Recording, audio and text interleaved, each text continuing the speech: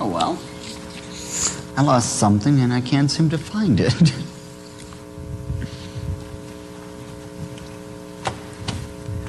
Oh, God be praised. Well, anyways, he has a kingdom. Or I should say, this is going to be the nature of the king. Now, their kingdom, this is how they describe it. Our right lies in force.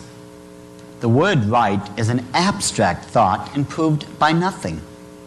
The word means no more than give me what I want in order that thereby I may have a proof that I am stronger than you. Where does right begin? Where does right end? My goodness, do you know what these people would be capable with that type of mentality? I am just so glad that the Bible tells us what is right and what is wrong. Because especially in the day and age we live in, we need a guidance. We need a guide so badly.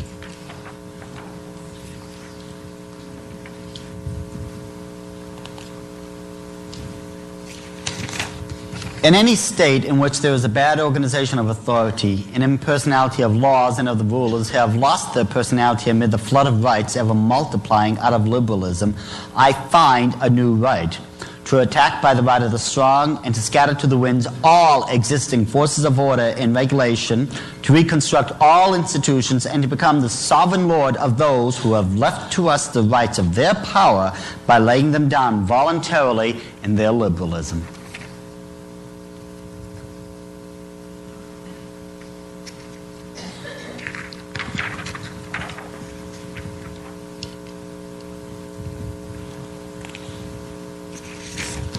Our power in the present tottering condition of all forms of power will be more invincible than any other because it will remain invisible until the moment when it has gained such strength that no cunning can any longer undermine it.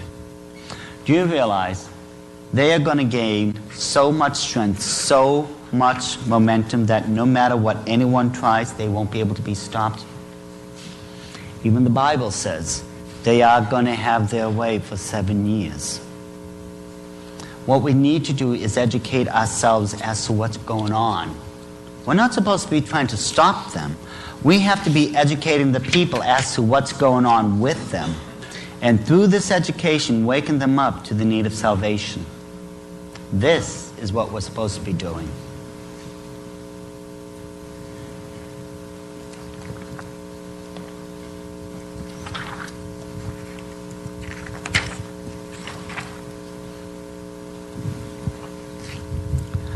Out of the temporary evil we are now compelled to commit will emerge the good of an unshakable rule which will restore the regular course of the machinery of the national life brought to naught by liberalism. The result justifies the means. Let us, however, in our plans, direct our attention not so much to what is good and moral as to what is necessary and useful.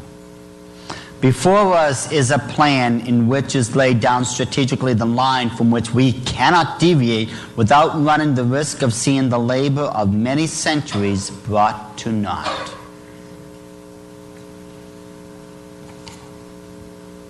The result, or the end, justifies the mean. We don't have to worry about so much as what is good and moral, but only what is necessary and useful.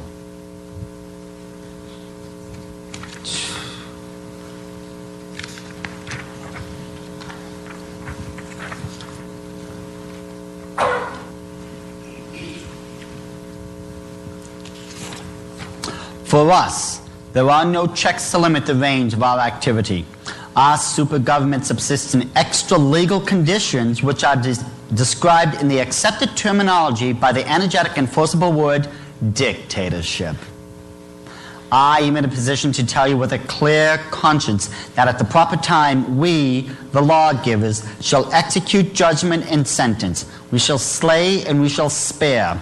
We, as head of all our troops, are mounted on the steed of the leader.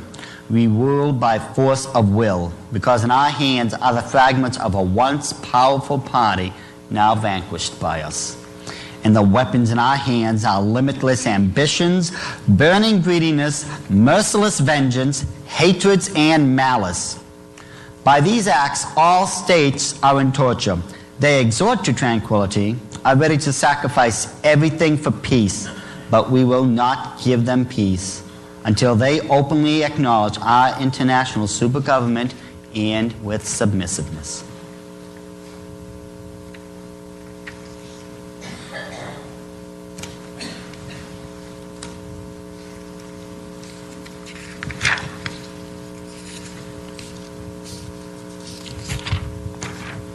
We shall create an intensified centralization of government in order to grip in our hands all the forces of the community. We shall regulate mechanically all the actions of the political life of our subjects by new laws. These laws will withdraw one by one all the indulgences and liberties which have been permitted by the chattel, and our kingdom will be distinguished by a despotism of such magnificent proportions as to be at any moment and in every place in a position to wipe out any chattel who opposes by deed or word.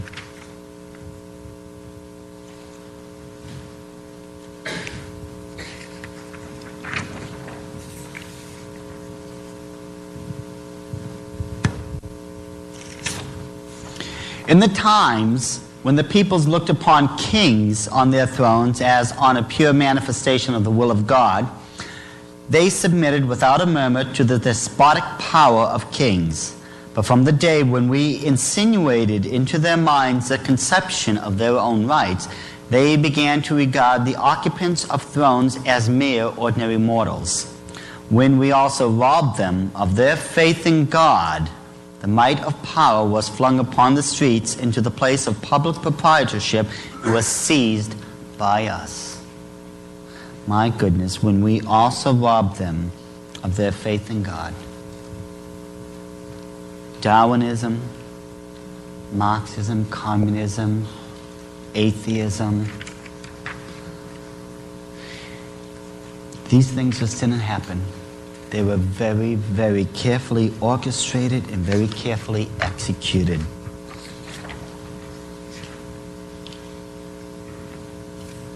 Let's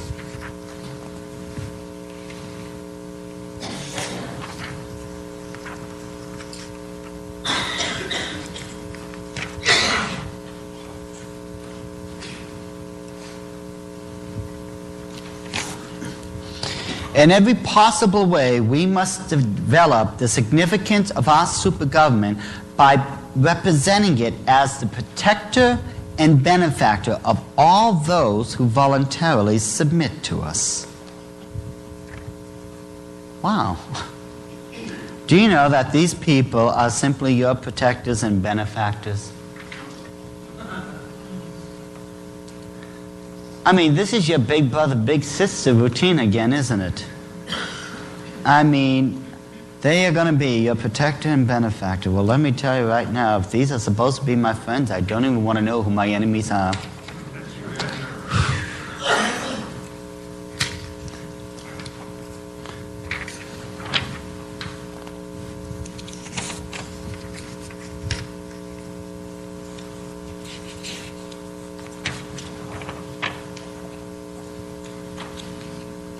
Now listen to their ideal of a constitution. This is hysterical. This is how they're going to take care of, among other things, ours. And maybe if I move it up, you can even read it. I get there eventually. Move it higher. Okay, how's that?